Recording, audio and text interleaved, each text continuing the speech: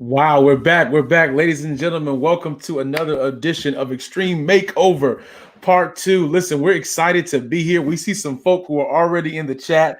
Listen, I'm Pastor Yes, Arthur. yes. This is my brother, Pastor Kaggia Scott. Man, Pastor Scott, round 2 last night. We had a great time, man. Hey, we did. We had an awesome time. And the reason we're online, so like even if you missed it, you can go back and get it. So we're just grateful, man, for you all, everybody being here. I was just thinking about the Extreme Makeover, and I don't know if you all have seen these shows, these makeover shows. And what was coming to mind is like if you've been married for 20 years, sometimes you stop trying because you already got your woman, because you already got your man. And what a makeover usually is just showing you how to do some extra things to tighten up. Sometimes they can come in your own closet and just show you how to put some things together that you already have, that you hadn't been utilizing to make you look better, to make you more presentable. And what this makeover is for us, listen, some of these things, this ain't for just huge churches. Some things we have, but we just haven't taken advantage of. And this makeover is just giving us an opportunity to show us how to use the resources we have to do some extraordinary things in our community. Yeah, I'm excited for it. Yesterday, we had a great time talking to different specialists, man, from Bryant Herbert to we had just mentors, awesome nutritionists out of Huntsville, Donna Goodman, who came through and just blessed us. But I want to see where you are. Who's in the chat? We got Chattanooga, Tennessee in the house today. We got East Point in the house today. South Carolina, rep your state. We got the whole state. Heavy the whole in the house. South Carolina is here. Georgia's here. We got somebody from Pennsylvania who's here. Durham is here. Listen, we're almost at 100. What I need you guys to do right now, stop whatever you're doing. Hit that like button. Hit that share button. We're doing more giveaways today. We got a surprise for you later on today. I can't wait till you guys hear about it. Hashtag subscribe on the South Atlantic Conference page. We're gonna do some giveaways today. We giving away $50. We giving away $50 cash, and it may be more than one. So stay tuned, y'all. Stay tuned. Atlanta is in the house. Hinesville, Georgia is here. Listen, guys, we have a lot to get to, and we don't want to waste any time today. I'm always excited. Listen, for the opportunity and chance, and this is so cool, man. Even though we're in the virtual space, we can't be in the building. We got all these specialists here, but I'm so excited that we get a chance to do ministry with our president, Elder Winston. He's the bishop of the field, as we say, and I'm glad he's here. Elder Winston, Part 2. Elder, how are you feeling today? Happy Sabbath. And I am great. After last night and after that start last night, I just couldn't wait to get back on this line today at 4 o'clock. I want to welcome all of those who were with us last night and those who are joining us for the first time this afternoon. You are going to be blessed abundantly today. I guarantee we have a panel of people who are going to help us finish this work. They're going to teach us how we all can be a part of it. And besides the distinguished guests and our host who do a tremendous job, this dynamic duo. I know somebody has used that name before, but still, what a dynamic duo you are. We appreciate your ministry and all of those who are part of this team. I have the privilege today, the distinct privilege of introducing right off the bat a special guest, a friend of mine that I have known for a number of years, but who now serves as the president of the North American Division, none other than Elder G. Alexander Bryant, who has taken some time out of his busy schedule. If I took the rest of the program, I couldn't tell you how busy this man is, but he has broken off some time to be with us today. Elder Bryant, welcome to South Atlantic. Thank you for being with us today. The time is yours. Thank you so much, Elder Winston, and thank you for the invitation to be here. I'm excited about what I'm hearing, and I wasn't even here last night, but you all have me excited already about what you're doing with Extreme Makeover. May God bless what you're doing. What an innovative and creative approach of how we can do and reshape our ministries to meet today's need, and we're delighted at what you're doing. In fact, I'm so excited. I want to extend an invitation to you to come to our year-end meeting when we have all of our leaders from across North America Division come together this year in October, November to talk to us a little bit about what you're doing here with Extreme Makeover.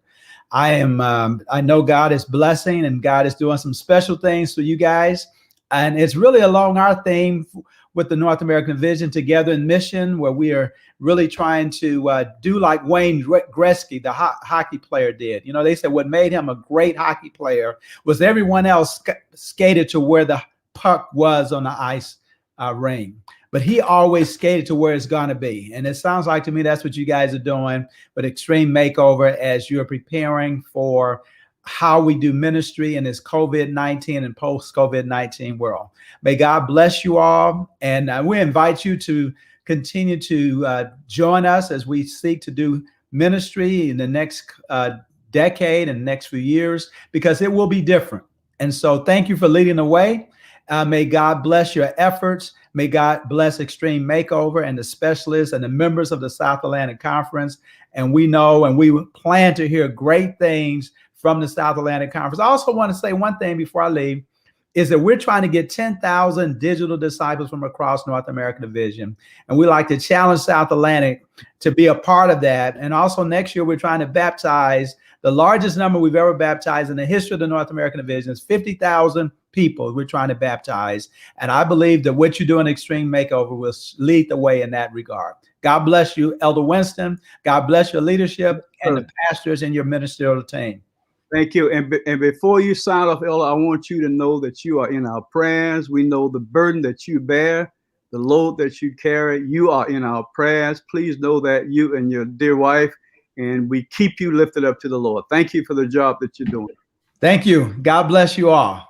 Thank you so much, Elder. Thank you so much to Elder Winston, and of course to Elder Bryant. Elder Winston, it's always a privilege to have you as a leader to be on with us, but to have the North American Division president with us, that certainly means a lot. He talked about digital disciples. That's what we've been doing for today. So Elder Winston, thank you so much for being a part of our Extreme Makeover. Go ahead. Let Doc. me say to this dynamic duo, I know that your names are going far and wide. Don't let anybody tamper with you. If anybody calls you, hang up. If anybody's looking for a duo or a single, hang up. Hang up. You guys are doing a great job. Thank you. We appreciate it. We appreciate the affirmation, Mr. President. We'll hear from him a little bit later on. Everyone, we're excited to be here. We're going to bring on our panelists in just a second. But Kirk, I feel like giving a giveaway tonight. I want to see a hashtag. I want to see a hashtag subscribed if you are in the South Atlantic page right now, the first hashtag subscribe that I see, the first one that I see, we're going to give away $50 right now. Do you see any? That's the easiest 50 I ever made. Do you see any? That's there he is. All right, that's the one I see. That's the one I see. Okay. We're excited. We're excited. The one of our own, man, Pastor Michael Shelton. Let me get Elder Winston's approval. Does he qualify? Are we giving him a $50 back? Let me pray about that a little bit. All right, drop off Shelton's name. I think for sure, and I'll tell you something else. Let me whisper this in your ear. If you treat the treasurer nicely, maybe she'll give us another gift to give out. Okay. So why? That's just between us now. Come on, that's just between us. Okay, so why don't we do this from last night and to this night? She was on last night and she subscribed as well. And so we're gonna Michael Shelton, Pastor, we're gonna take care of you. But also, Sister Debrina James, we're gonna take care of you as well. You are getting the $50 as well. Guys, stay tuned. We're excited for what we got going on today. Thank you, Mr. President, for giving us wisdom. All right, everybody, let's get it started. We're ready to roll. We've already done enough talking. We got to get started. Listen, we're going to bring on our panelists. Of course, one of our fearless leaders, Elder Calviin Preston, is with us. Let's bring him on in. We're excited to have Pastor Aaron Abernathy all the way from Myrtle Beach, South Carolina. Yes. We've also got, just the bishop, the pastor, the evangelist, Pastor Daniel Kely is here as well. Guys, we're back again. How y'all feeling? Great. Elder Preston, you started with a quote last time. So do you want to continue this evening? How do you want to start us off this evening, Doc? Well, listen, first of all, I saw a good friend of mine, Elder Ramings, from Nassau, Bahamas. That's it. There. Did I see that one? Yeah, that's my man. That's my friend. I believe he's the secretary of the North Bahama Conference. Dr. Ramings, we're so happy to have you with us tonight, this afternoon. Elder Preston, we also got London in the house as well, man. So we got folk from all over across, that's here today. So worldwide. So we're worldwide today, Doc. So yeah, Doc, take a few moments and set us up. Saints, all this is about is that in the midst of a COVID virus, we cannot stop spreading the gospel of Jesus Christ. The mandate from God himself to go and preach and teach is there. Ellen White said, listen, I tell you what, if you think you can back off because there's a virus, what you fail to do in time of peace, you got to not do it in time of trouble. Greater and wiser efforts must be put forth to help the churches in our land and the elders and those who have leading places in the church should give more thought to the plans for conducting the work. That's where we need to spend our energy. They should arrange matters so that every member of the church should have a part to act. Every member of the church should be doing something, that none may lead an aimless life, but that all may accomplish what they can according to their spiritual ability, several abilities. It is working for others that, listen, it is working for others that we forget ourselves. But those who do nothing, listen to this. But those who do nothing for their fellow man become morbid and self-centered. Mercy. And time hinge on heavily upon their hands. It is very essential that such an education be given to the members of the church, that they will become unselfish, devoted, efficient workers for God. It is when we work that we develop our character in Jesus Christ. And so if a church is not working, that's why we find ourselves fussing. Mercy. Am I talking to Adventists? Cussing? Mercy. Fighting? Mercy. Getting on each other's nerve? But you show me a saint that's doing something. You don't have to be a great preacher. You don't have to be a great Bible worker, but you can find your own little spot. And you find me a saint who's found their spot, and I'll show you a happy church member, and I'll show you a growing church. It is when we get involved, things happen. And that's the premise of Extreme Makeover Part 2.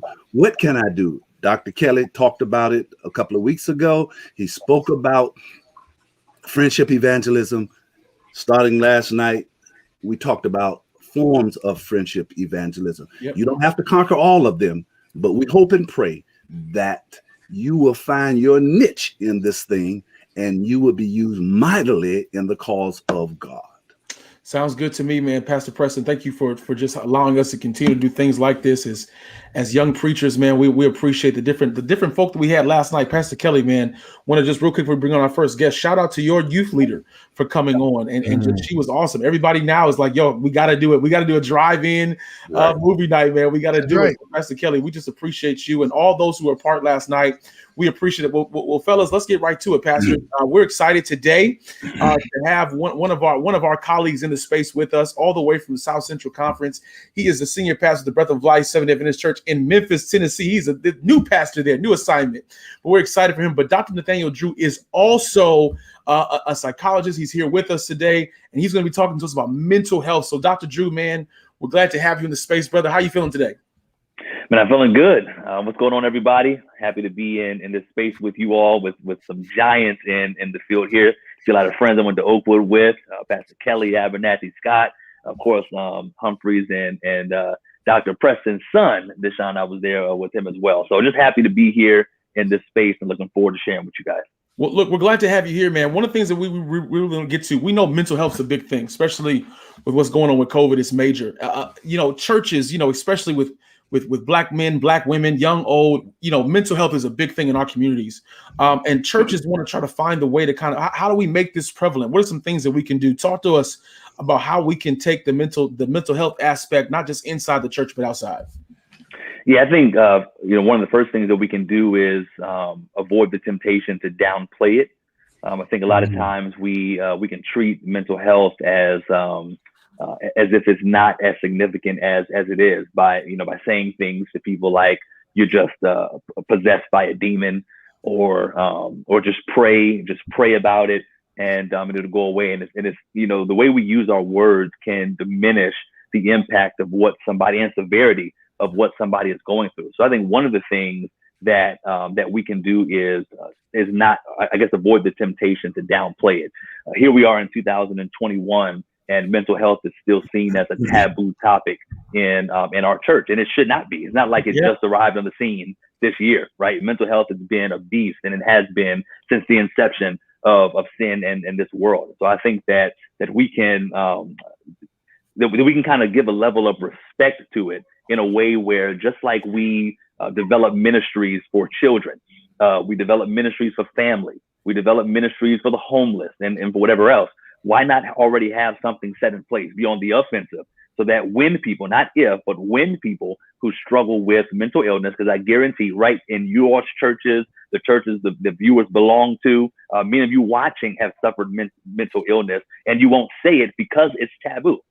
We're afraid to say we're depressed. We're afraid to schizophrenic. We're afraid to say that we deal with anxiety or whatever the case might be. Wouldn't it be great for us to already have avenues set in place?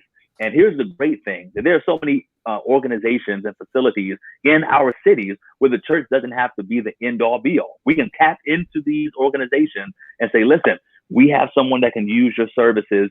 Let's develop a partnership that can go a long way in helping that as well. Hey, Doc, what's the best way to package, since there is such a taboo? What is the best way for us to package it to make it more appealing, to bring more people to the table that may have certain issues but don't want to admit it under certain names? Is there a way to kind of make that more appealing? Yeah. No, excellent question. And yes, I think one of the things that we can do is we can talk about it more. We can teach about it more, right? There are certain things that we preach about, that we teach about, that we have programs that we advertise that kind of strips, those things of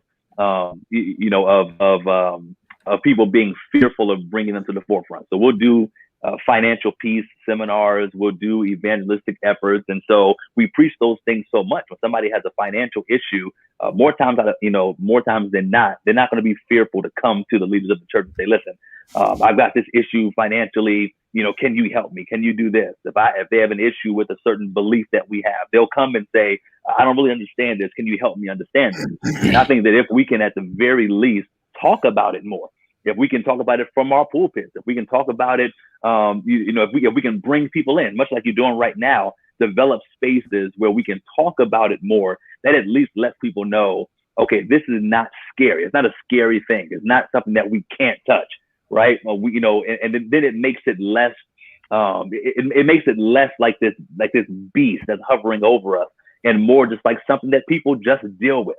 And I think that the more that we do that, then the more that people can say, okay, I feel like this is a safe space for me to be able to have that conversation. And there are many places in scripture that we can pull from where we see Jesus dealing with people that struggled with various issues of mental illness and whatever the case might be. We can find even those kinds of things in scripture. People who are saddened, who are downcast. We find Elijah in one place where he's depressed, and an angel of the Lord is sent to his aid to give community to him when he's in his hour of need. There are many instances in scripture where we can find people who have dealt with some of the very same things we deal with. And we can find prophets. It's not just us. We find prophets struggle with very, aspects of mental illness. We find Jesus in the Garden of Gethsemane where he's weighed down and burdened with his assignment. Now we can even find him in a position where he needed that encouragement. He needed to talk to somebody. He needed his father to give him that extra push to encourage him to keep going. So we talk about it more. We strip it of this idea that it's untouchable, that if you deal with that, then you're an outcast. We don't want anything to do with you. And it at least opens the line for communication. So, Dr. Drew, when you say mental illness, so you're not necessarily just talking about somebody who is, on deep medication, foaming at the mouth, our old concept, our old picture. Mm-hmm. So you're talking about that the church could offer, and correct me if I'm wrong, church could offer some type of seminars for I'm depressed. I'm in COVID. I've been locked up for months. And so, I find myself, can't get out of bed or what have you like that. So that's what you're talking about? Or are you talking about something where I need a PhD in the mental health field in order to do something? So I've got two things. No, great question. And so I'm suggesting both hands, right? Because there's space for those who are so severely sick. And obviously that goes beyond the scope of what, people who aren't credentialed or qualified are able to do. And that's where the partnerships with community agencies would come in place, because there are some people deal with things that are too severe for the church to deal with. Absolutely. And so that it takes a level of spirituality, I think, to say this one's too big for us. Let's send you somewhere that can be of help for you. But then on the other end of it, I do think that there are people who deal with depression, people who deal with trauma, who've been sexually abused and who've been physically abused. There are people that deal with domestic violence who come to church every Sabbath and we have no idea. You know, people who deal with drug and alcohol abuse. And I'm saying that, yes, I think that there's a whole lot more that we can do so that those people at the very least feel comfortable saying, I feel safe enough to let you know when I go home, my husband punches me in my eye almost every night. Right. We're saying there needs to be a space where people feel comfortable saying that, knowing that they're embraced and helped. Now, so let me follow up just for a second. Let me follow up. So, okay, I understand a little better now about mental illness, but nobody in our church have a degree in that field. And so how do, but yet, our church is not too far from that area that we see this going on every day. We know issues are there and they don't have the insurance to go out and get the help. So we do want to open our doors to talk about things like that. But no one in our church, we don't have a PhD. We don't have anyone with a master's in that line of work, but our community we know needs it. So what can we do?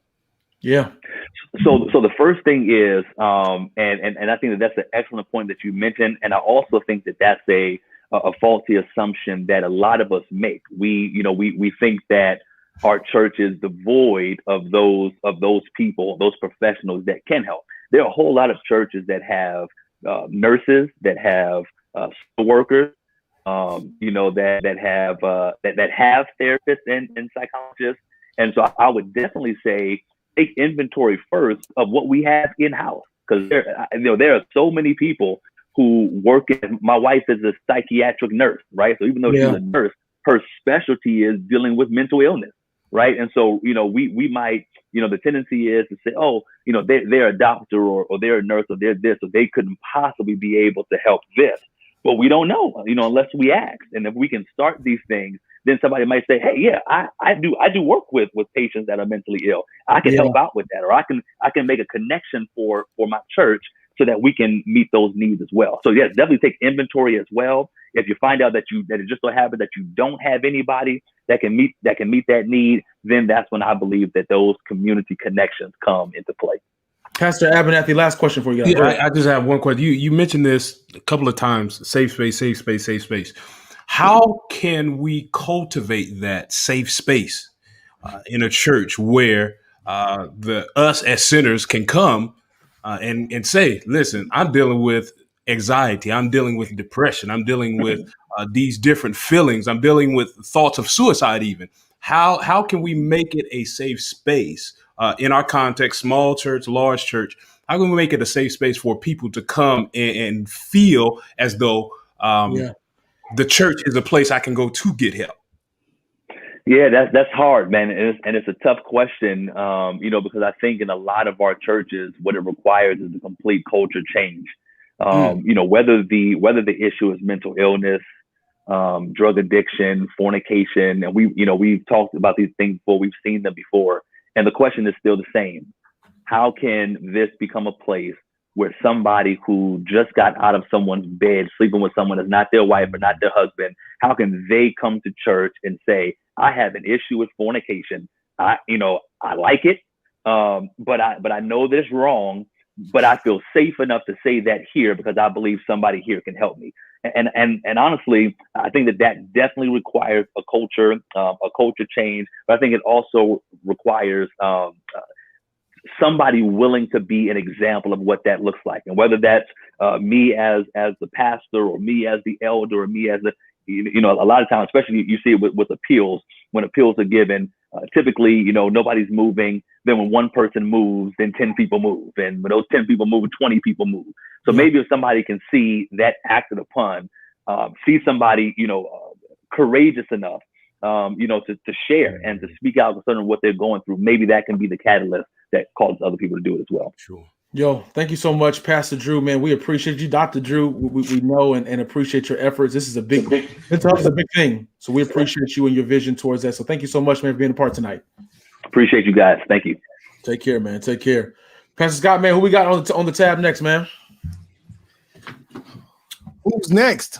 That's right. We got someone with us, man. We got somebody with us who is a big part of the South Atlantic team. She is the treasurer of our conference, and so we're excited to have Elder Mosley on at this time to be with us. Elder Mosley, thank you for being a part tonight.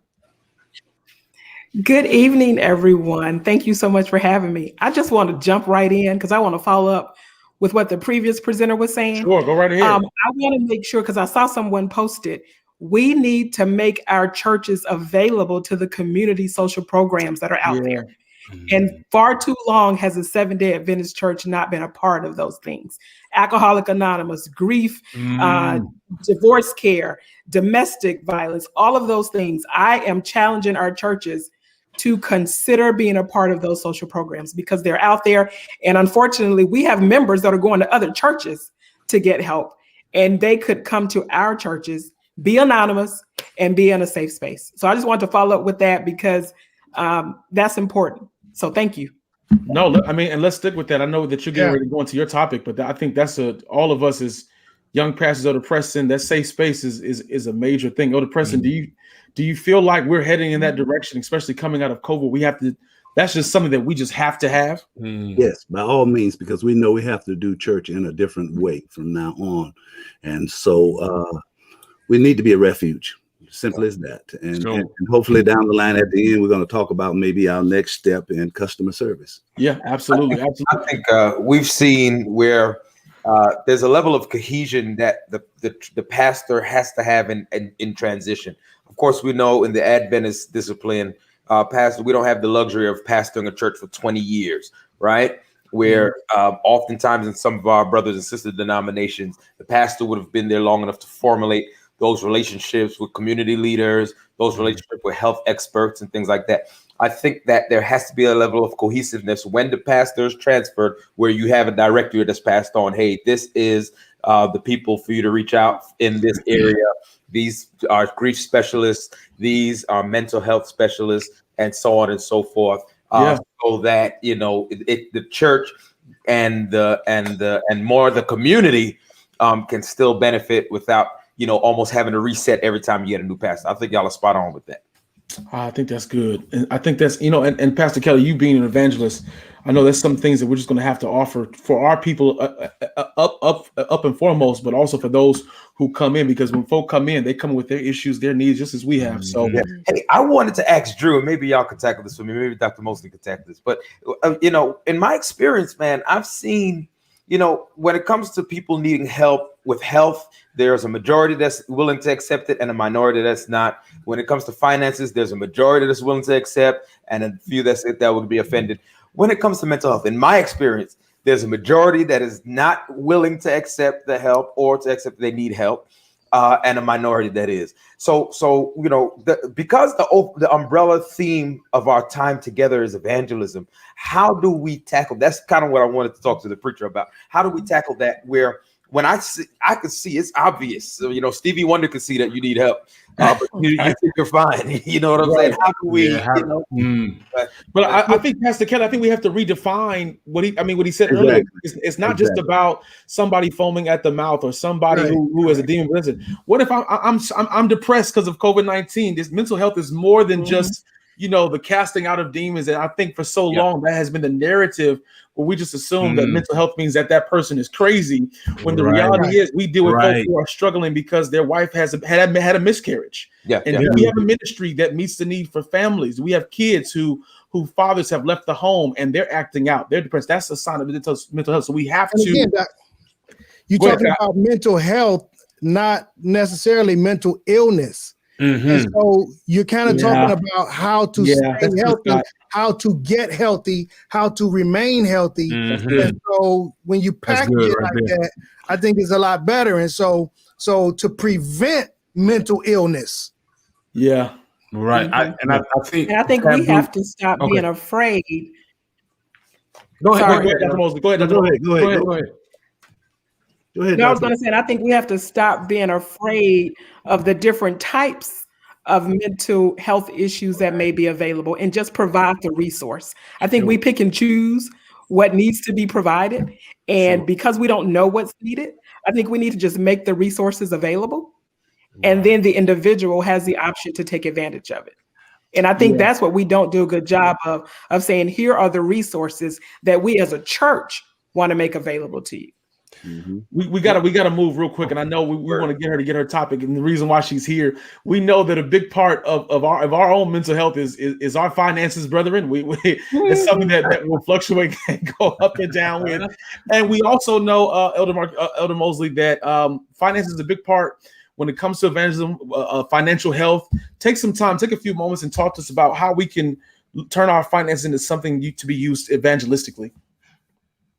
So we've been talking about friendship evangelism, and we're talking about the community. And if anybody knows, when you are stressed out about money, there's just some stuff that you just cannot deal with or even receive. And so from an evangelistic perspective, it has been proven that if you share how individuals can have financial freedom, that in and of itself will open the doors for other things to be embraced. And so I know a lot of our churches don't have the budgets that they would like to have, but you can do these seminars for free with the community. And I'm talking about sharing with them how to be debt-free, how to do budgets, how to plan for savings, how to secure housing. Different resources are available.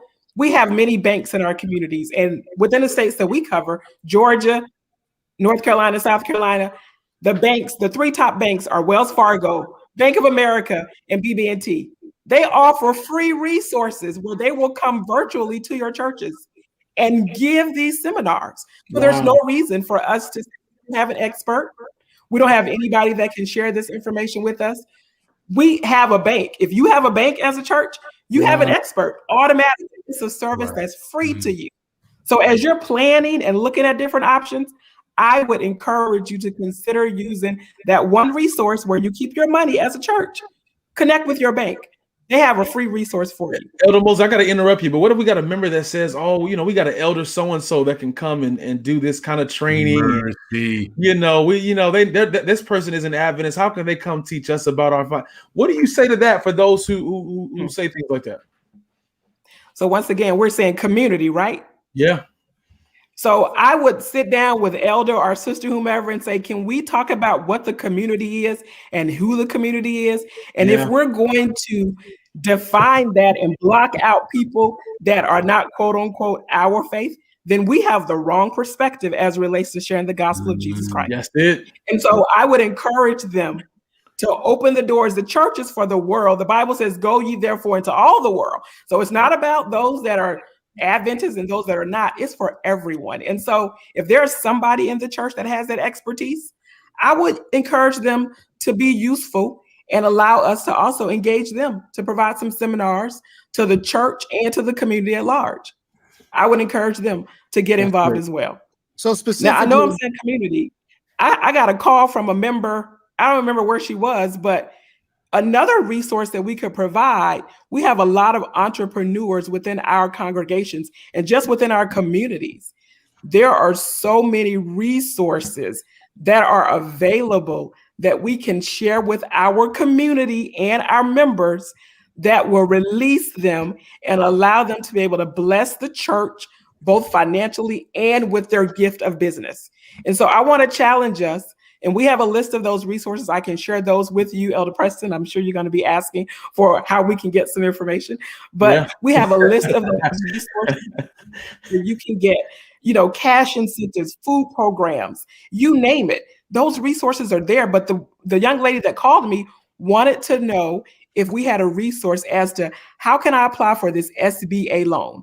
I'm an entrepreneur and I would like to get some funds so that I can promote and increase my program so that I can bless my church.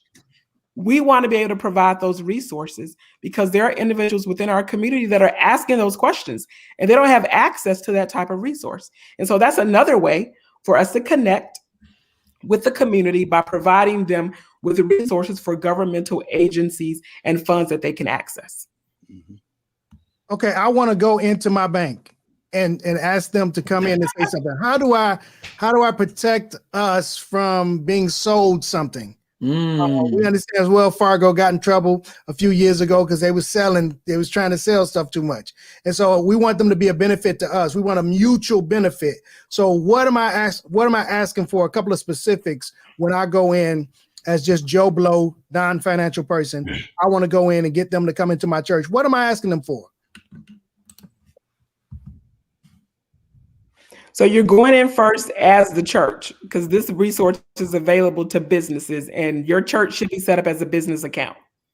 Mm-hmm. And so when you go in, as you said, I don't want you to sell me anything. I'm trying to provide a resource to my members and to the community. And so you will let them know that you're interested specifically in how to better budget money, how to invest. Now, of course, if you're talking about investing, they're going to automatically at the end say, we have some resources available. If you have funds that you would like to invest in, clearly, though, that is not the reason why they're there. And you will make that available up front when the presentation starts. But when you walk into that bank, make sure you're letting them know I'm not here to buy anything. You already have my money. I just want to take advantage of the resources that you provide that will help my community. Sister Mosley. And then on top of that, I know a number of our churches are using Dave Ramsey Financial Peace.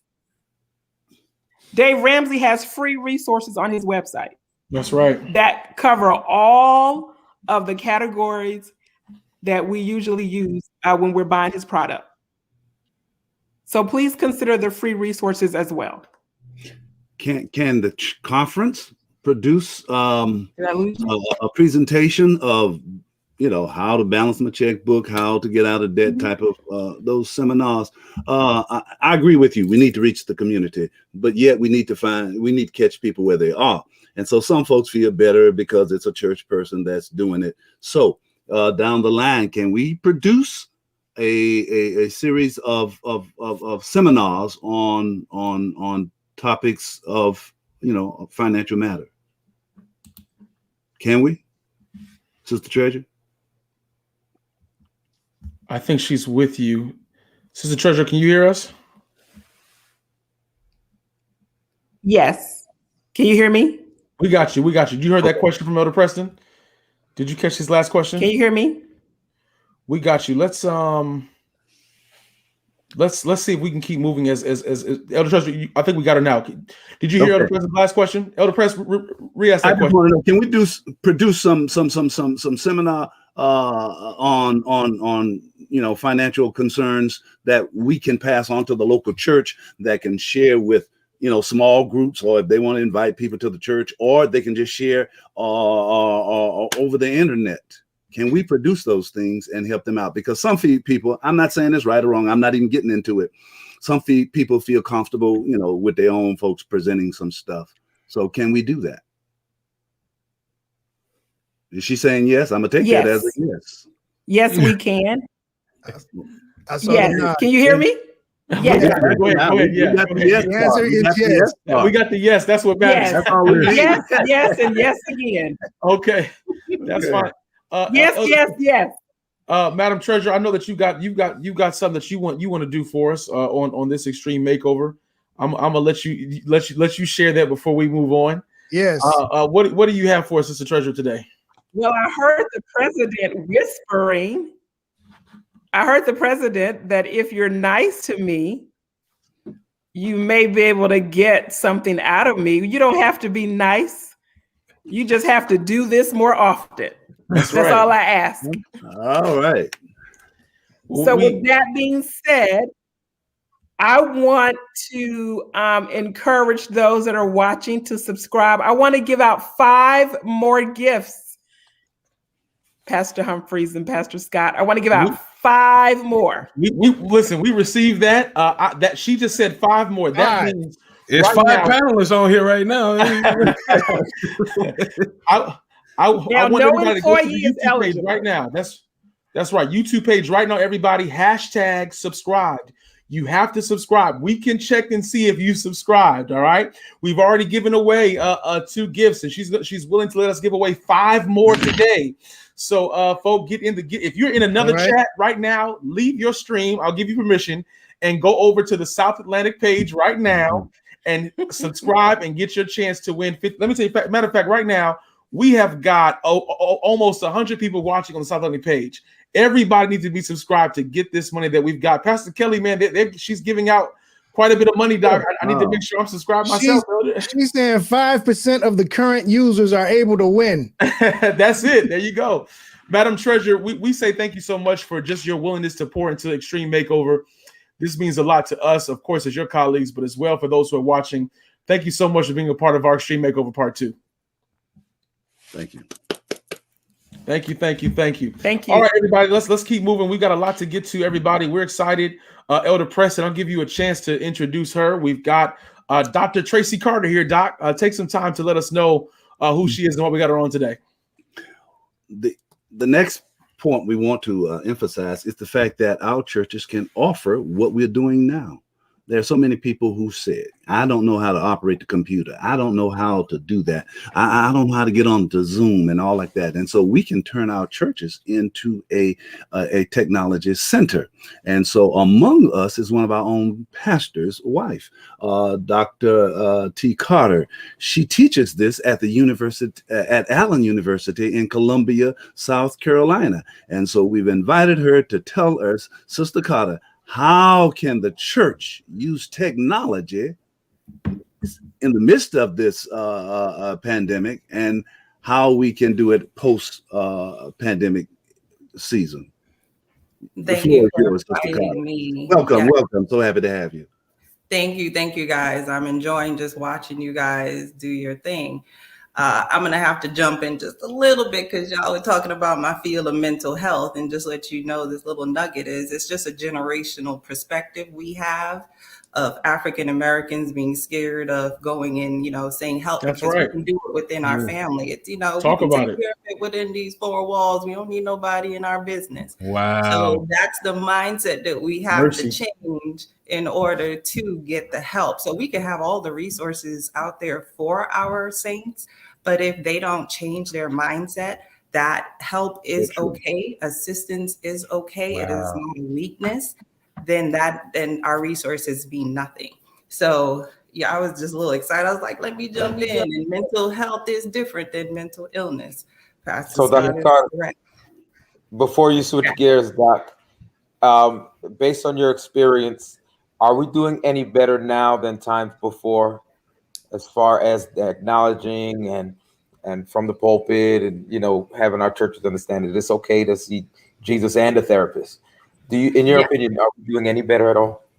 I think we are, and I think we're, especially pastors, you guys are becoming more humanistic, and you're allowing your members to see the flaws, because we can't model perfection and then say, come ask for help. So we have to be able to be open in some ways to show our members that we too need assistance sometimes, and we're going to ask for it. And you see a lot of musicians and stars come out and say, I need help, or if I had help, I needed help with pornography, or I needed, help with drinking. And people are like, oh my goodness, wow. And they're praised for it. So our generation and the generations before us are beginning to see that assistance does, it does help, getting assistance. Yeah, just changing that mindset. We need that growth mindset where we're not stagnant in our beliefs and in our perspectives.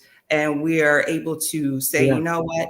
It's smarter if I get assistance than if I stay out here and try to do this on my own and get worse and deeper into my depression or deeper into my anxiety and not receive help. That's actually intelligence. That's a definition of intelligence, to adjust to your surroundings, to see things as a challenge. I saw Pastor Newbill says, I accept the challenge when you guys were talking. Yes, that's what we're supposed to do. It's a challenge, not a threat. COVID is a challenge, not a threat.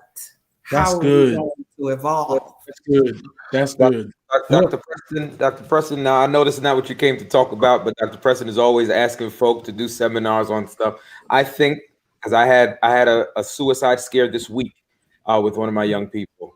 And I do believe, based on my perspective, that we are becoming more open. We are verbalizing more from the pulpit, from the pastoral desk, that it's okay to get help. And I think that we are normalizing the idea of getting help. But at the same time, again, COVID times and just life, in my opinion, I think we're seeing an increase in suicide and just that depression that leads to suicide. Dr. Preston, I think we may need to ask Sister Carter to do something on. Let's get into talk about it. Technology, but we will ask her. This is not the end. This is not the end. Yeah, this is my field. I love it. I love the human behavior and how we react to certain challenges. And COVID for me, getting into what you can do. COVID for me is like a firework. It goes up as one string, but then the firework explodes and you see all these stars and different colors. And while we see a firework and we're like, wow, it's beautiful, some people see it as a threat. So how can a small church do, reach what you like, how a big church is reaching all of these people all over the world? It's your mindset. And the way to attack that is by getting a plan. Like, what do you mean a plan? So a strategic plan, having a goal. What is your strategic goal? Just because of COVID does not mean that your church is, doesn't have a mission anymore. It still has a mission. There's still a goal. So take that goal and find a way to do it online. So for example, Pastor Melvin Preston is coming up. Maybe he'll speak more on this, but he reached out to me and wanted to have the married lovers retreat still virtually. He's like, can this be done? Yeah, it can. How can we do it? That's where the plan comes in. So you're going to have the activities, you're going to have your output, what you want. And then you have to have your performers. So this is where the small church can come in and look around and see the strengths and weaknesses of their members and say, you know what, Sister So-and-so, you are really good with Microsoft. I remember the other day when you showed me how to send an email through my Microsoft Word. Can you do a seminar for us? Can you train our community on Microsoft? And it doesn't have to be anything big. It's just something small. And I hear people talk about going back to what was. I don't want to go back. And I know there's a lot of people who don't want to go back to pre-COVID. Because now, while the trauma came, I am bettering myself from this trauma. So I don't want to go back to that old Tracey. I want this new Tracey to keep evolving through God. I will keep evolving. So we have to find out how we can evolve more. And I'm sorry for those pastors who think when everything opened up, you're going to close down your streaming or your Zoom or no. Those are over. Those days are over. Dr. Carter, I want to interrupt you because you said a couple things. Pastor Abernathy, you go first. Go ahead. Yeah, I have a question. So when it comes to streaming, and so for the little church in the rural areas, how can we best stream when our context or when the context is the demographic of your church is more those that are not tech savvy or those that are not willing to even because we do have some saints, the saints of God. Some of them are unwilling to get on platforms that we can stream from. How can we still use this and be applicable in our different contexts? Good question. So that's a part of your strategic plan and then your implementation. So your strategic plan can be to be equitable. And in my university, we had to figure that out when everybody was thrown online. How are we now going to be equitable for our students to continue to learn? Mm-hmm. So our president was so gracious in the university to buy all our students laptops. So they all got mailed to their home laptops. And that is how a church would have to think of that. That's your implementation. Okay, I know I have some families who don't have Wi-Fi. let's look at T-Mobile, because they have this great initiative going right now where they are giving hotspots, and they're meeting with organizations to give best prices for it. So let's see how to get these hotspots into our members' home. Let's start a laptop initiative where we give them laptops at a reduced price, or a phone.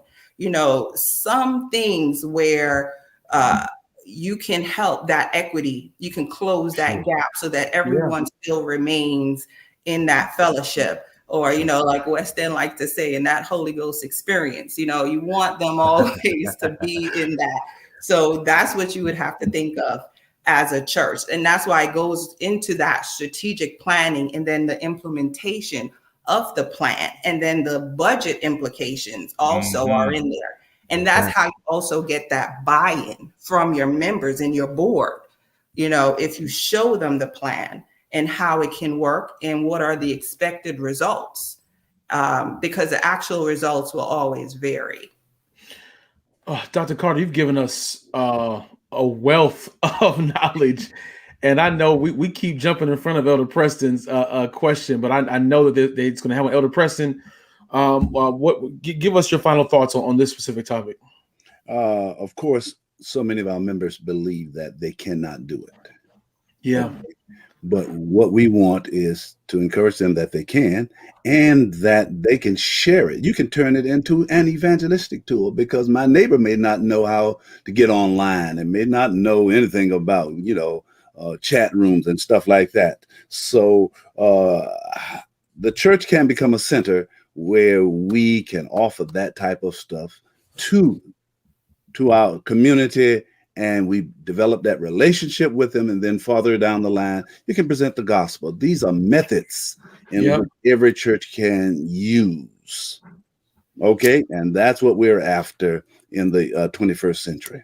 Yeah, I know a lot of our members have smartphones, but those smartphones are a lot smarter than we take advantage of. I mean, they can do a lot more than a lot of our members. That is the truth.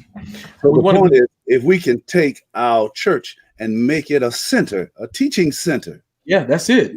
That's all we want to do. We have to invent nothing. We just can make it a teaching center and say, hey, come learn how to utilize that phone. I remember one of the associate pastors at West End preached this sermon. He said, it'll work if you work it. It'll work if you work it. And that's what we can do with this field that is now staring us in the face, technology, and we can turn it into an evangelistic tool.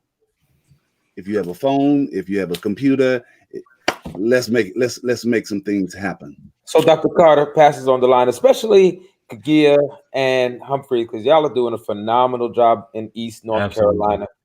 How do you handle the seniors? Like, we had to buy tablets for a few of our seniors. Then we showed them how to sign on, how to check their email. I had one of my elders who so happens to be my dad, and he said, well, I don't really check my email. I said, that's not allowed in this season. You understand what I'm saying? You just gotta address, right? So how do you guys handle that? Have y'all done classes? How has that helped evangelistically your church immediately, and then the broader, maybe those who are not a part of your church, seniors and things like that? So for my husband's church, when you guys shut down, and I said to him, I got you. What do you need? So I was able to train his board. I trained his elders in Zoom, because Zoom is the most friendly platform really to use for individuals who don't really know. It's an easier platform. So you get them on there, and they're going to ask all these different questions. And it's okay to be calm about it. In this COVID time, people are like all over the place, but we need to be more calm and be able to explain this new territory to our members so that they can be empowered. So classes were given for a whole month on Sundays. I'll log on and people would come on and tell me what they are trying to do. Where's the mute button? Where's the share screen button? How do I play my audio? things like that is what we can do for our members. Take out an hour out of your day to just empower them so that when church opens, they don't feel like they were defeated. They feel like they had something to contribute. If you have Bible studies that you're like, I don't know how to do this, give them the pamphlets. We have so many amazing facts and different pamphlets that can be given out. Or if the pastors have something that they would like to tell their members, train them on it. And that's a way that you can do that. You can train them on emails. People are like, what's the email? Yeah, we have to be more tech savvy now because of COVID. That was one of those stars that set off. So we have to be more tech savvy. So you can train them on an email session, and it doesn't take long. 10 to 15 minutes can give somebody empowerment in this time. Dr. Carter, thank you so much. I'm sorry, guys. We got to move.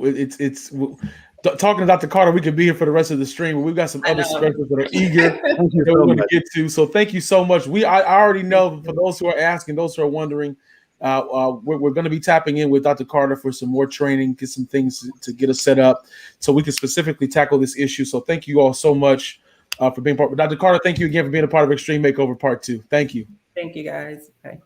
Let's get to the comment section, guys. We haven't done this in a while yet. We see here one of the secretary of the conference. We did that in the Bahamas, and it helped to bring people closer to each other. Elder Preston, I think that's just what you said, man. It makes a difference when we kind of tackle these folk and get them on board.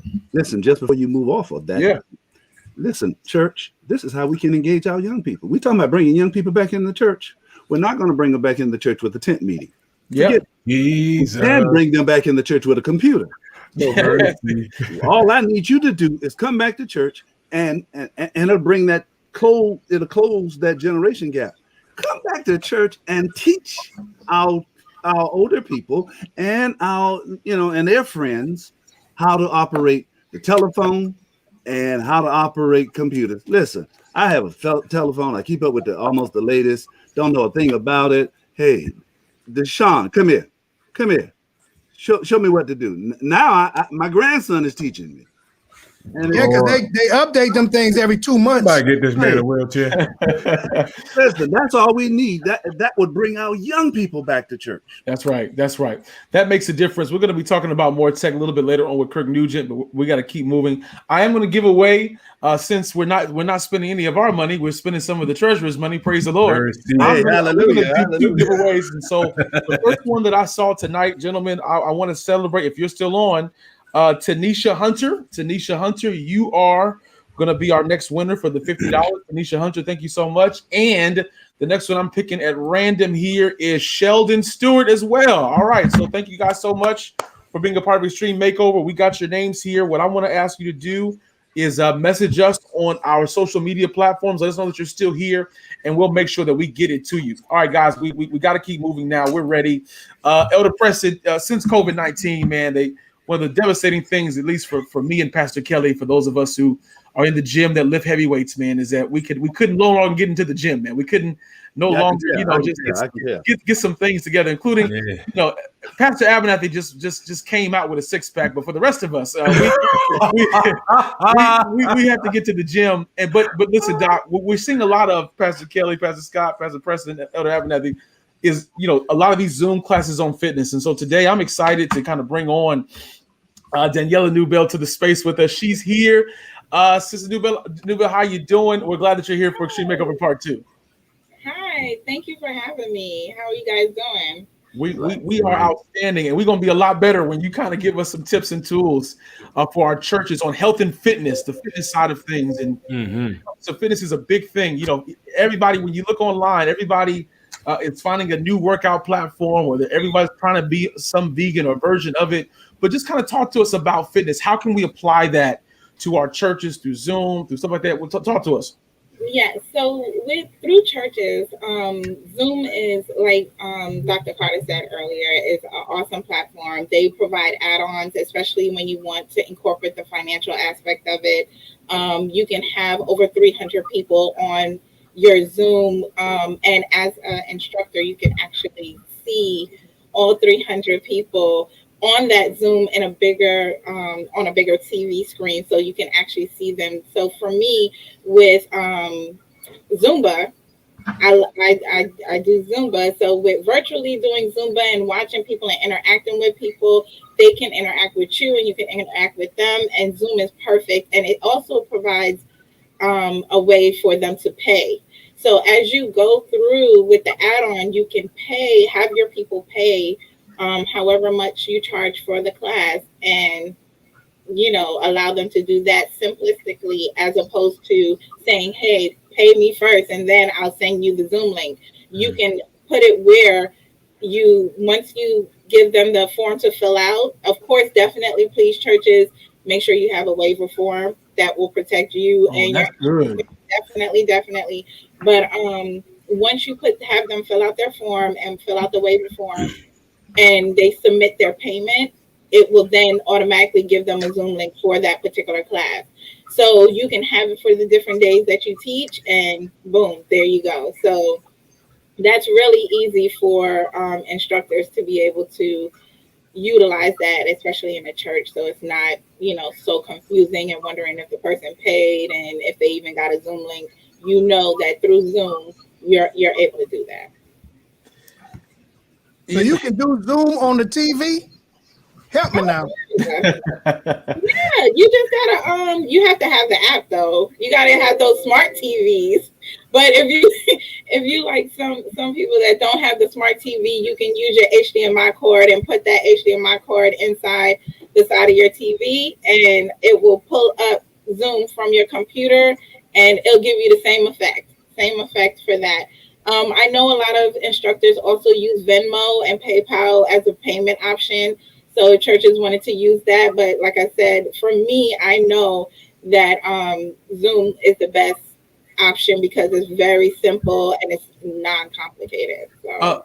Let me throw that out there, Sister Newbill. So we talked about the instructor side, and thank you for giving us the how-to for that, because that's awesome. But for the casual member, the member who is either in the community, not a member yet, wants to be a part of the classes, I don't have a lot of equipment at home. What do I need at the house to work out with? If my church is going to offer, or if South Atlantic is going to put out some exclusive workout videos and things spearheaded by someone on the screen, how can we remember, how can we get this? What do I need in the house? I just got a couch that don't have a lot of stuff. What do I need to kind of get my health in order? Start rolling. You got it right on you. Your body. Sure. There you go. Body workout is the best workout ever. Though your body weight can provide so many benefits in reference to HIIT training, strength training, push-ups, planks, squats, jump squats, high knees, mountain climbers, you name it, you can do it without any weight. The weights just add on for if you want to build increased muscle or want to tone a little bit more. But for our church members who just want to get back into the swing of things, your body alone, jumping jacks, you can do so many things that is out there. But you can also use, I want to say, I don't know if you have children, a basketball, you can do your Russian twist with the basketball, and that can be something that can stabilize your core while doing it. And a lot of people do not realize that stability is a thing now, ensuring that your core is tight and strengthened, because it protects your back, it protects just your spine, it protects everything around you, and it keeps you stable. So what about those members that are on a walker and can't stand very long? Are there workout capabilities for or possibilities for them if they are seated, if they can't stand for a long time? Are there workouts that they can do as well on Zoom to get interacting and get the blood circulating? If with me, I know I have a few people that are in that magnitude, and what it is that you can give them stand up, sit down workouts. They can use very, very light weights if they want to, 2 pounds, 3 pounds, and you start doing your weights. Have them order it on Amazon. It's really cheap. So if they want to order it on Amazon and have it mailed to the house, they can do that. or use some cans. I know they got cans in the pantry.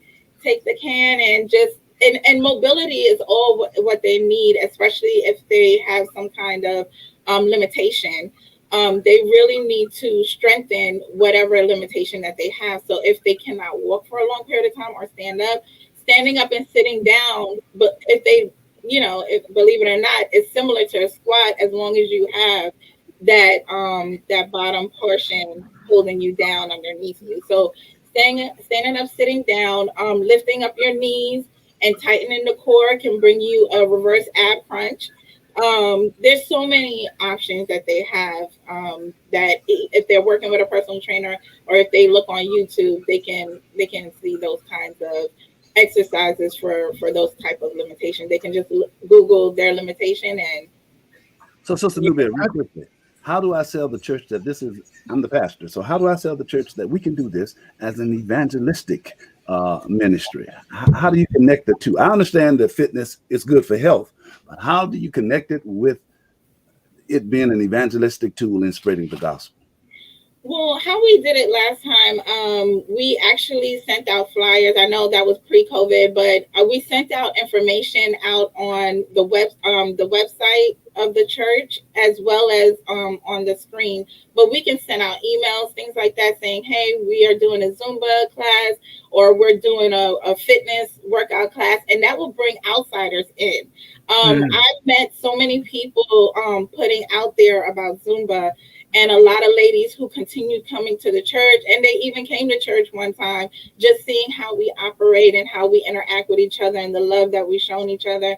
And even if they went through, I did a boot camp on Mondays when I was in Huntsville, and them coming in and realizing the love, and it wasn't just pushing them, but we prayed with them. If they had a limitation, we talked them through it. A lot of stuff, like what you guys were talking about earlier about mental health, a lot of it is mental, what they think that they can't do, not realizing that their body is stronger than they think. So once we, I would say, fellowship with them as well as work out with them, they were on board for it. And it brought new people, and people didn't even know we had a gym in the church or whatnot. So a lot of people, once they get that information, and us as members putting that information out to those who are not Adventists or those who are, their friends. Oh, hey, so and so at work, I have a Zumba teacher that our church is doing Zumba or a HIIT training on Zoom. Are you willing to come? And they realize how we are in the camaraderie. That brings a lot of people to the church, and they become interested, and they're like, "Oh, I never felt that love before. Oh, I love being around you." It's similar to CrossFit. It's like they're like, "Yes, let's do this together," because it's all about togetherness and family. I love it. I love it. We love it. We appreciate you being a part. You're talking to those of us, some of us who are on the Extreme Makeover, who are on the team here. We're going to ask you: is there a way that you can put some things together? Specifically and exclusively for South Atlantic Conference, some classes, some things that churches can be able to go and view and get in their churches. Is that something you can do for us? Yes, definitely. I definitely can put together a Zumba class and tape it. One of our church members did a video for me before I left, which I was so thankful and blessed. Chris McNish, we did like a whole video thing, and he hooked me up. So I have one of those, and I have a few HIIT trainings that I can tape. My husband could tape me, and we can get it done, and you guys will start building some muscle and getting your lives together and lowering that cholesterol. There you go. Well, we appreciate you for being a part. Thank you so much for being on Extreme Makeover Part 2. We really are thankful and appreciative for you so much. Thank you. Appreciate you guys. Thank you. Thank you. Gentlemen, it's been great so far. We got 2 more left, but we still got a lot of content to get to. Elder Preston, we're not going to waste any time. The next pastor that we're bringing on is someone you know real well, who's going to come and talk a little bit about families. But Elder Preston, we met in our staff meetings. We talked a lot about how can we pour into families.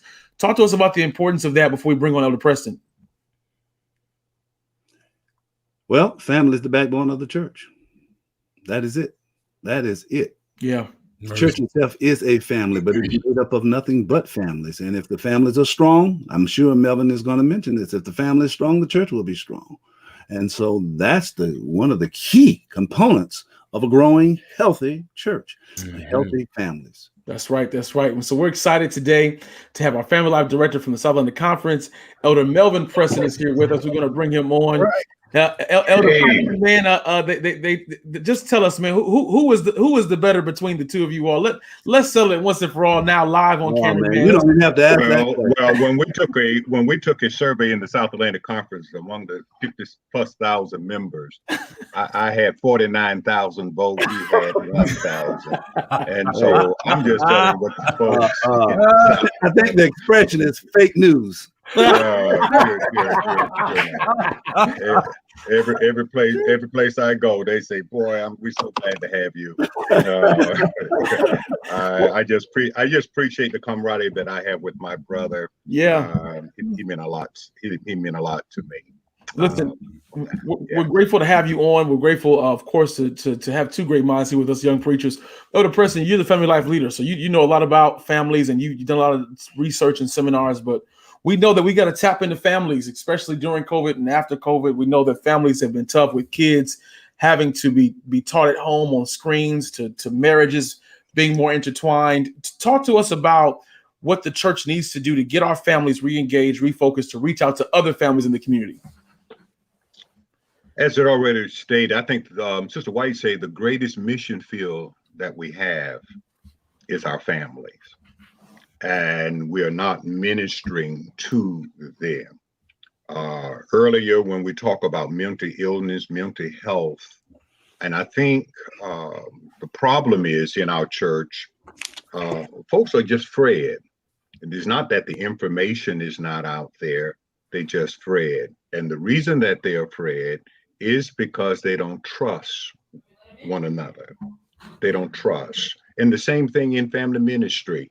When we started family ministry back in about 1985 on Ella Harrison, and trying to build up a family ministry team here in the South Atlantic Conference, I encourage members, get people you can trust, because if people don't trust you, they're not going to get engaged.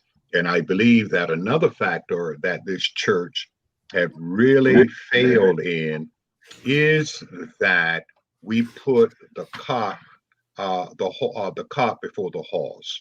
I believe if we're going to have strong churches, we're going to have strong families. And when I'm talking about strong families, I am not talking just about husband and wife. I'm talking about straight across the board with our children and our youth and whatever. Family ministry is the only ministry that deal with a child person from birth to death. All the cycles are there. And so we have so much that we can offer in family ministry.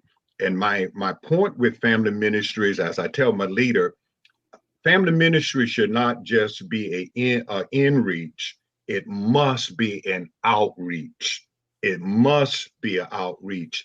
If you do not have an outreach part of your component to family ministry, you have already failed. And let me take my hat off to Rock Hill, New Life Church there in Rock Hill. Small church. People keep talking about these small churches. These small churches can do wonders. Rock Hill Church, under the leadership of Dr. Newbill now, that church is so engaged in couple ministry. That's one of their strongest points. This year we had our virtual marriage retreat. Thanks to Tracey Carter, did an awesome job with technology there. But Rock Hill Church sponsored 18 couples to the virtual retreat. 18 couples to the and these are not just members, these are non-members. These are non-Adventist members that they invite to our retreat. And even when we was in person, they were still doing the same thing. I think almost every year, Rock Hill come on top because of their outreach ministry. because they feel that if they can bring the husband and wife together, they can bring the family together to strengthen that. So I'm gonna stop here in case you have any question. Then I would like to just spin off into some resources. That sounds like your money where your mouth is. That saying that you support families and actually supporting couples going up, because it costs money. Going up to the seminars is a big difference, and how we need to be encouraged to not just talk about it, but if we look at our church budgets, like how much money is going towards these kinds of things. Are we just paying the light and saving the rest of the money, or are we putting money into these kind of ministries? I think that's 18 couples. I mean, you just hit me in the face. Yes, and they put it in, they put it in their budget. We appreciate that. Also, family ministry can be an evangelistic tool. Yeah. Gordon Monkenborough, who's retired from the Inter-American Division, came up with some excellent evangelistic tool, Bible studies, family Bible studies. And I love it because all his doctrine tie in with the family. It's the family. Every doctrine that this church have, we tie in it with the family. So it is family evangelism. And as we talk about family evangelism, even now during this COVID, you can do this. Maybe since a lot of people on Zoom, and as my brother just stated, I'm still learning a lot. And my granddaughter, one of our granddaughters, staying with us now. She needed some more room, so we invited over. My wife and I had to pray about that, but she had been a blessing to me because she is teaching me more about technology than I. Come here, girl, show me that. And she don't like to show you. She like to just get down and do it. Papa, this do. But my thing is, there is so many with the family evangelism. We can be very, very, very helpful. Melvin, what are some of those topics on that Bible study? Can you just? I got the church. We're in love, successful communication, marital compatibility. How do I say I love you? Conflict resolution. This is talking about the change of the Sabbath. How to be stress be stress free, how to manage my money, talking about stewardship, tithes and offering, what God says about sex, and I don't need. So you say every church can purchase these lessons? We can just easily purchase these lessons. You can easily purchase these lessons, and this is the short version. This is 15. He also have a 24. And let me tell you about family evangelism. Pastor Kenneth Boswell was one of my top guys with these family evangelism, family evangelism. Pastor Boswell, every time he run his meeting in family evangelism, he baptized 10, 15, 20 individuals every time. Awesome. It works. And now you're on Zoom. Why don't you gather 3 or 4 people or 5 people, a group of people on Zoom? It just don't have to be the pastor. It can be individuals as well. Let me talk about another topic, and then I'll take your question. I know we're running out of time. Sure. I think one of the most impact ministries that we can have today, and I heard it was talk about it, the treasurer threw out a little bit about it, and I heard someone else, is in grief ministry. Grief ministry is a going ministry now. Beloved folks, I'm telling you, members are dying. I lost 3 members, 2 members, good friends of mine at the Charlotte Northeast Church in a matter of 2-3 weeks. You know, grief. You know someone on your street or your community, get involved with grief ministry. And my consultant with grief ministry, and I'm so happy that I've been searching for stuff in the Adventist church on grief ministry. And beloved, at this point, one of the best tools that I received in grief ministry because the son didn't have it. I had to go to the mama, Sister Dr. Donna Scott, MD, board certified psychiatrist. This is Kaggia Scott's mother, who resided in Huntsville, Alabama.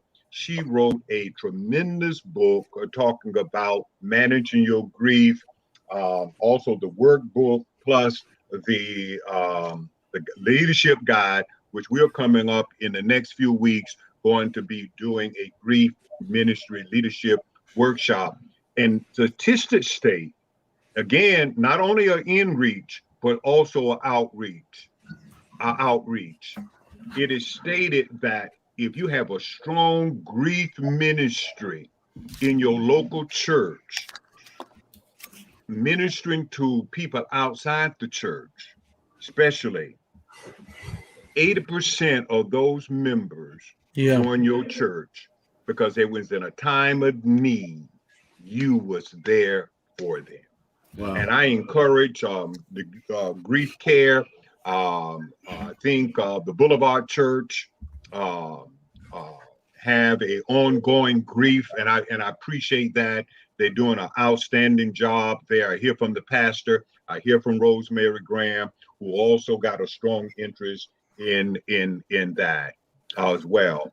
Also, I'm gonna close with question, and for single parent, especially single father, a new book came out called Solo Dad, and also for single mothers, got Solo Mothers. These are two new books that just came out by the North American Division, Doctors Claudio and Pam Consuegra, the NAD Family Ministry Director. They're an awesome book that is in that area. I have so much other information to share with you, but I'll take time here. Doc Press, we got to move, but I want to get to Elder Kely. You had a question. I think you were going to make a comment. Yeah. Go ahead. Yeah.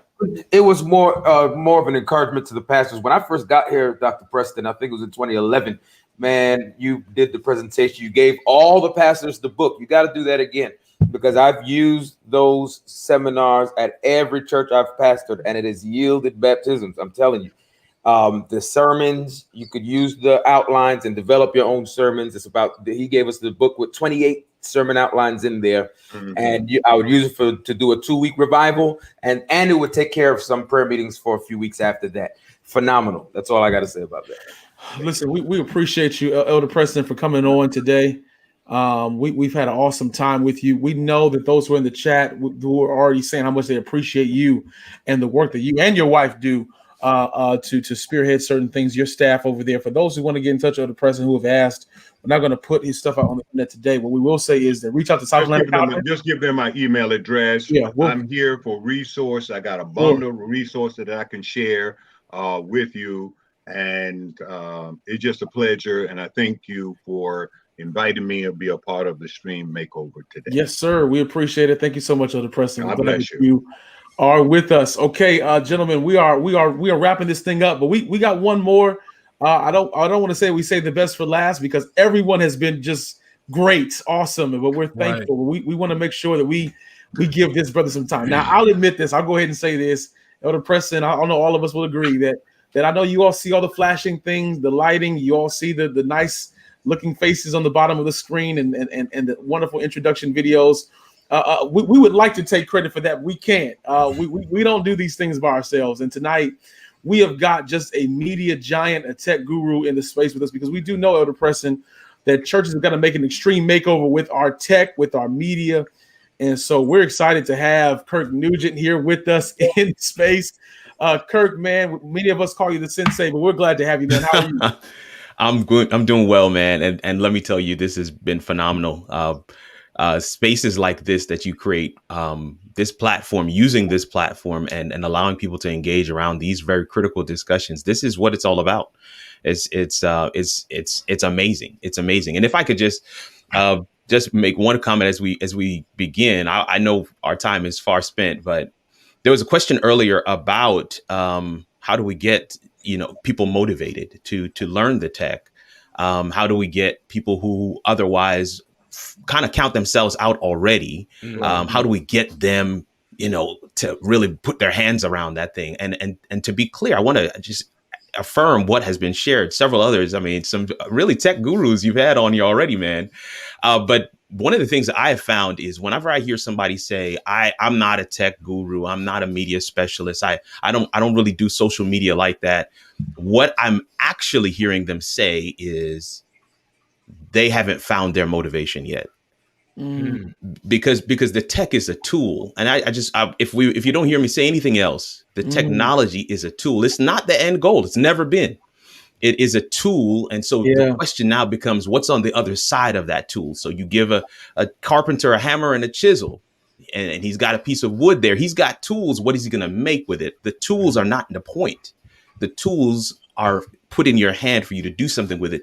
And so when you find your motivation, right? If somebody finds their passion, they find their purpose, they're going to figure out whatever is in their way in order for them to be successful at that passion or that purpose.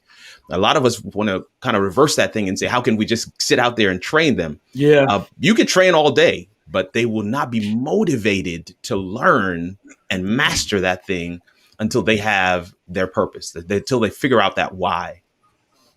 Listen, Kirk, man, we appreciate that, and I think that's important because we have over 250 folk watching right now, and I would say a lot of them are saying I'm not as tech savvy, so the purpose makes a difference. But it does. A lot of us got a chance to know you really through the pandemic. We see your handiwork on a lot of different things and spaces, but now churches and conferences are making this switch. They're bringing you in to talk about some of these changes. Take just a few moments and talk to us how the tech space ties in and why we need this for evangelism moving forward. Man, it's exponential. It's exponential reach, exponential growth, exponential exposure.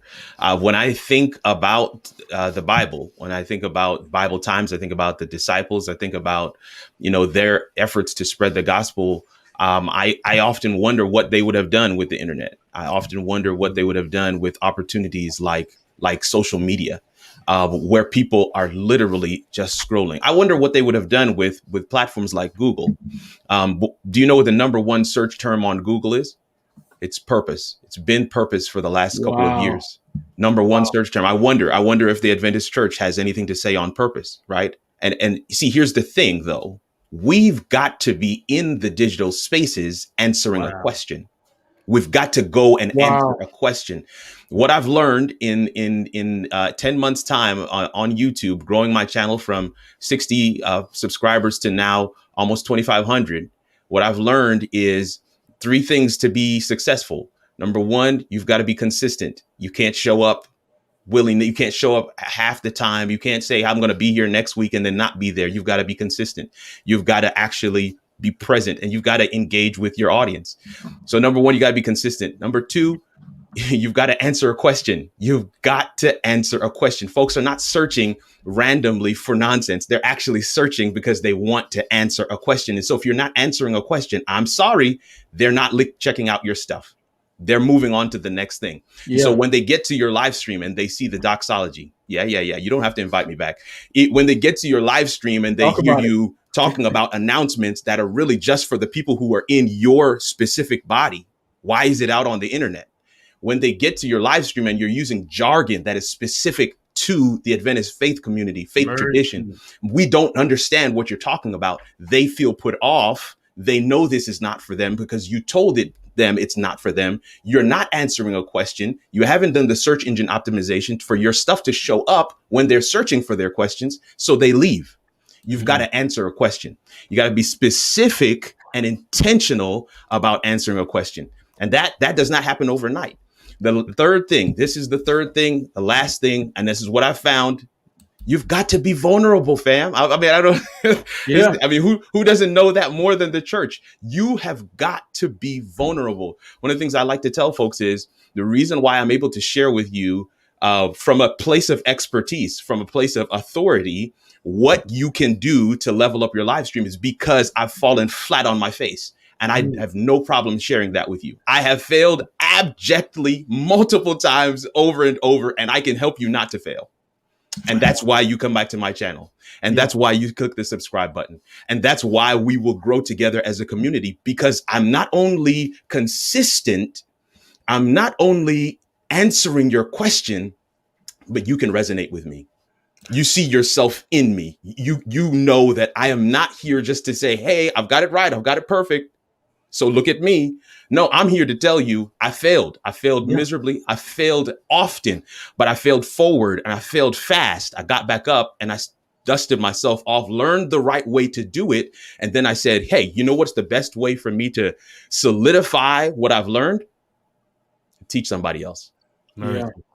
Abernathy, you got something? Yeah. I just got a comment based on what he was saying. You know, we need to use media, obviously, in this COVID era, for an evangelism tool.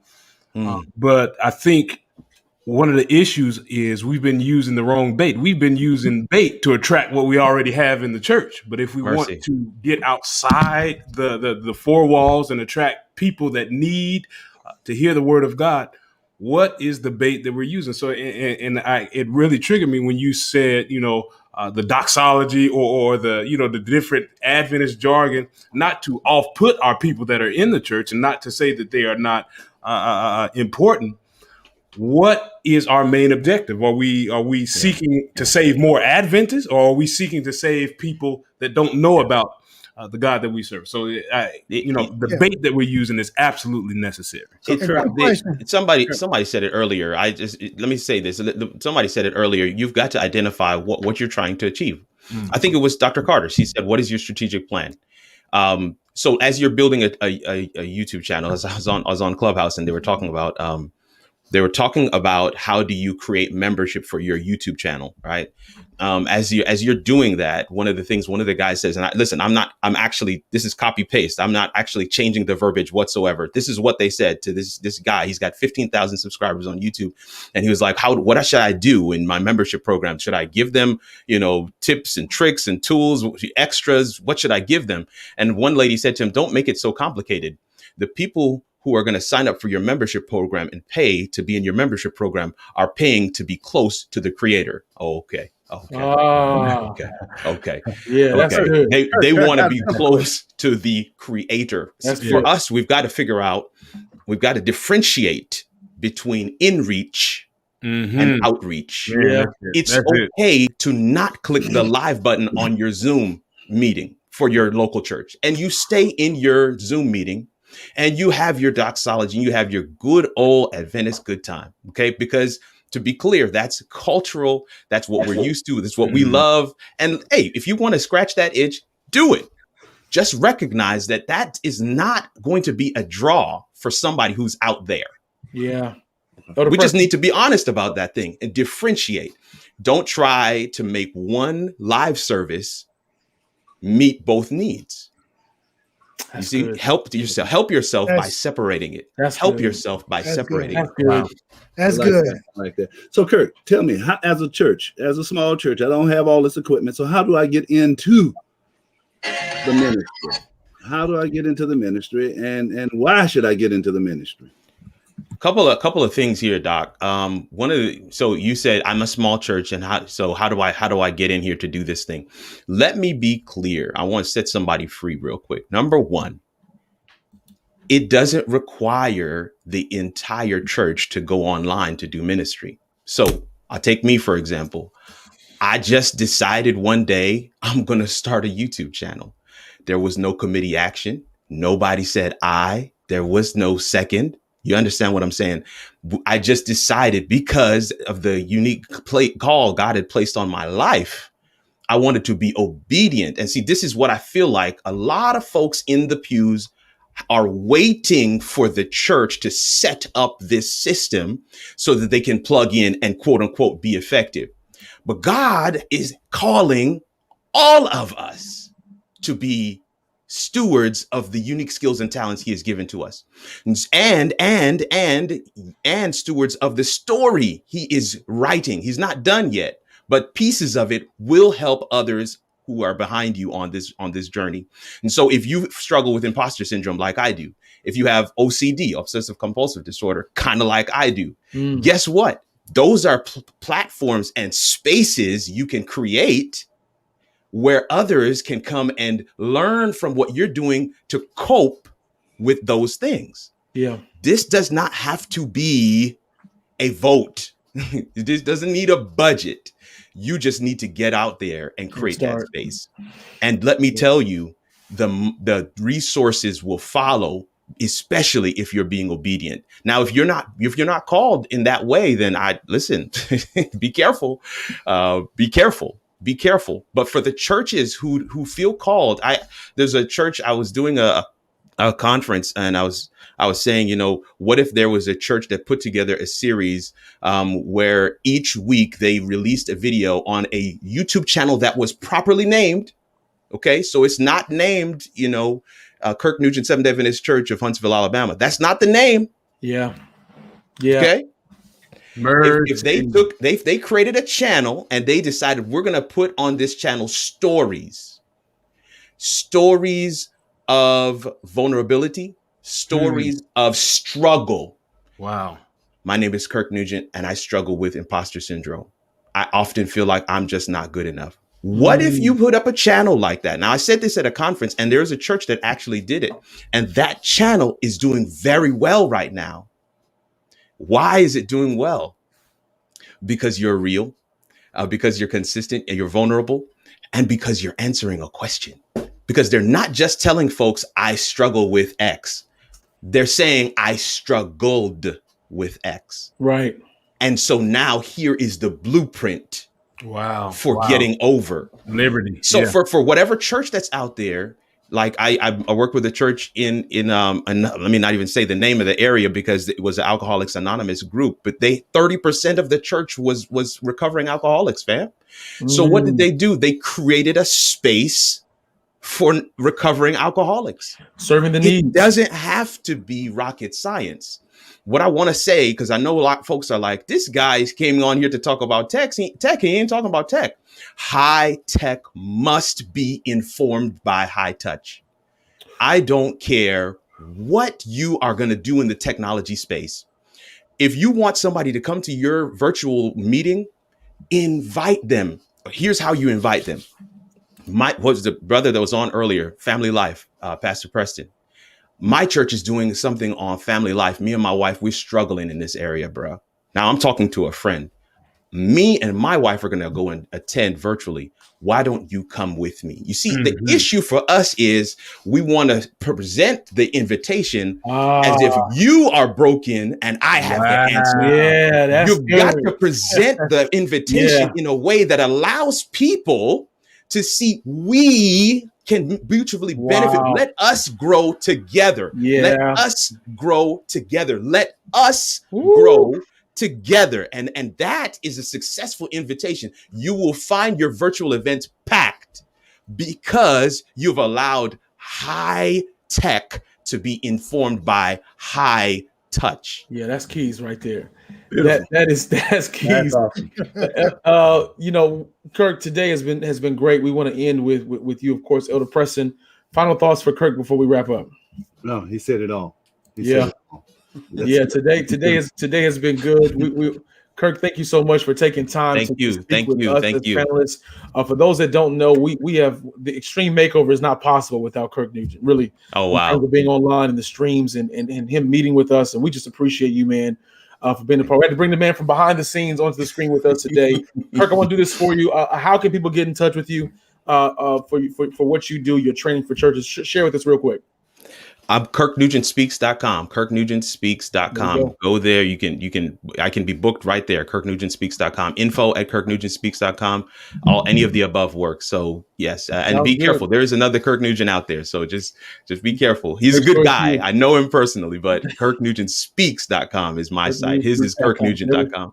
There we go. Doc, thanks so much for being a part today, man. We appreciate it. We're thankful and grateful that you're on with us today, man. Thank you so much for having me. All right, gentlemen, Elder Preston, final thoughts as we get ready to wrap up. Let me first say to Pastor Abernathy, Pastor Kely, thank you for being on with us today, guys. We appreciate you all being a part for our panel. We're going to wrap up now. We're going to ask it just be me, Elder Scott, and Elder Preston as we kind of wrap this thing up today. Elder Preston, the floor is yours as you close us out. Yeah, absolutely wonderful. And we praise God for this afternoon. I want to thank the team. I want to thank Scott and Humphreys and the panel, Kely and Abernathy, and those who were on last night, Nelson, for putting this all together and making this happen. Church family, all we're trying to do is find means and ways in which you can present the gospel of Jesus Christ. That's our mission. That is our mission. As a church, our mission is to share what the Master has given us to a dying world. And we need methods and ways in which to do it. We presented 10. We know that you may not capitalize on all 10 of them, but use what you can. And by the way, if you have something that you want to share with us, let us know so that we can share it with the entire conference. Let us know. We are just here doing what we're supposed to do, trying to foster the gospel of Jesus Christ in a dying world. This is not all. I'm going to ask you to write down a date. We're going to be coming back. We'll be announcing this within the next 2 or 3 weeks, and that is Extreme Makeover Customer Service. That's it. Extreme Makeover Customer Service. We've got an understanding of friendship evangelism. Now we have tools. With all these folks coming, how are we going to handle it? And sometimes we need to be careful that we don't get in our own way. And so we want to teach and talk about customer service one Sabbath afternoon. But then jot this date down, July the 18th through July the 31st, a conference-wide evangelistic meeting with Dr. I'm trying to think of his first name. Debonair Snell from First Church in Huntsville, Alabama. He will be our guest speaker. But we'll be talking more and more about it. But write it down. Every church could just tune in. That's all you have to do. Tune in, invite your friends, your families, whoever you want to invite.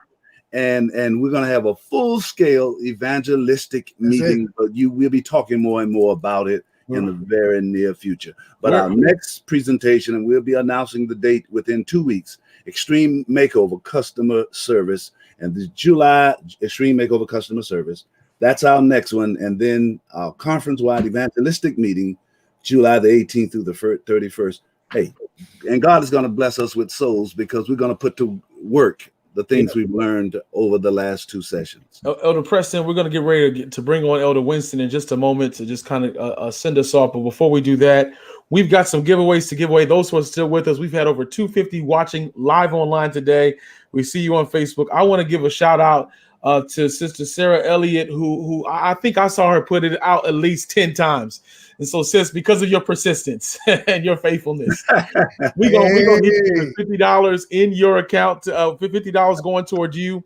That's going to be for you. We're also going to give another $50 to Brother Gregory Guy Jr. Gregory Guy Jr. We thank you for putting out there that you have been you have subscribed. So we'll make sure we take care of you there.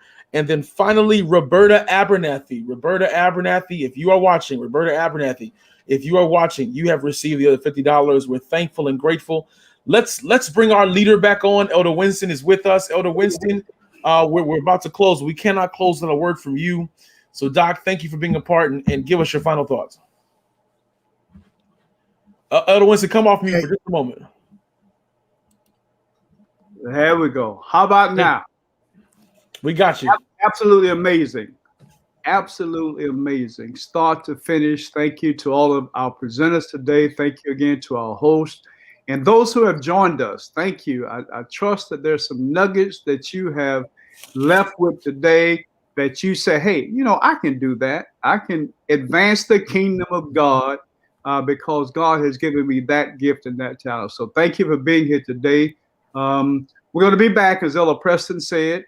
And the ultimate thing is souls for the kingdom and being prepared for the return of our Lord Jesus Christ. So sometime you are going to have to answer the question, if our churches are closed and padlocked and all of those things, how are we getting people into church? How are we baptizing people? How are we receiving them? Somebody needs to answer that question for me. I need to know that because there may be people even now who want to be a part of the church. So tell us how we do that and let us know what we do with a closed church and a padlocked church, how we bring people into the kingdom of God.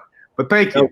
We're going to open up the church and baptize some folks. Every pastor, all you have to do is contact the pastor in the local area. Yes, and sir. there are guidelines that have been given already to teach us how to do a baptism during this COVID period. Yes, so sir. Listen, we will not let a virus shut down the kingdom of God. No way. Hey, We will. Listen, our God will find a way. So you contact your local pastor. The water is being troubled.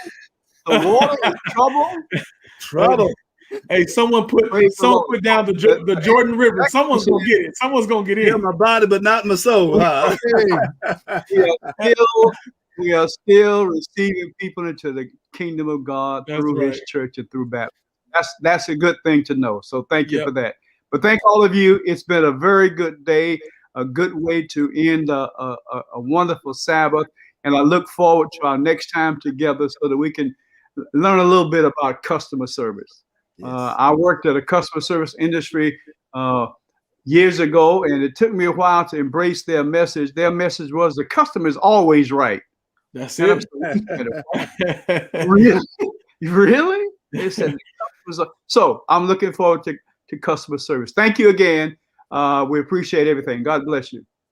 Thank you everybody for being a part. We're getting ready to go. For those who won the money, we will reach out to you via Facebook. We will find you. We will get in touch with you. We're gonna check to make sure you're subscribed if you really hit the button. But look for messages, look for more information. We will see you guys next time for customer service. On behalf of myself and South Atlantic Conference, we just want to say thank you for watching us. We'll see you next time. Take care, everybody. God bless.